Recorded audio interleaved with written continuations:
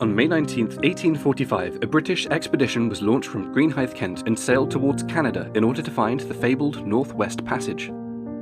The doomed voyage, led by Captains John Franklin and James Fitzjames, consisted of 2 reinforced ex-Navy warships that were manned by roughly 130 men. Unfortunately for the crew, their cheap food cans caused lead poisoning, while many others dealt with scurvy and the mental effects of isolation. To make matters worse, while travelling through unmapped areas, the 2 ships became trapped in ice near King William Island. In 1848, after over a full year of being icebound, in grueling and freezing conditions, the 2 ships were abandoned, by which point Captain John Franklin and nearly 24 others had died. The remaining men, led by Francis Crozier and Fitzjames, set out for the Canadian mainland, and presumably all perished. In the years that followed, searchers found disturbing evidence of what became of the crew, with signs pointing towards mutiny and even cannibalism. In 2014 and 2016, nearly 200 years later, the shipwrecks of the 2 ships HMS Erebus and HMS Terror were finally found.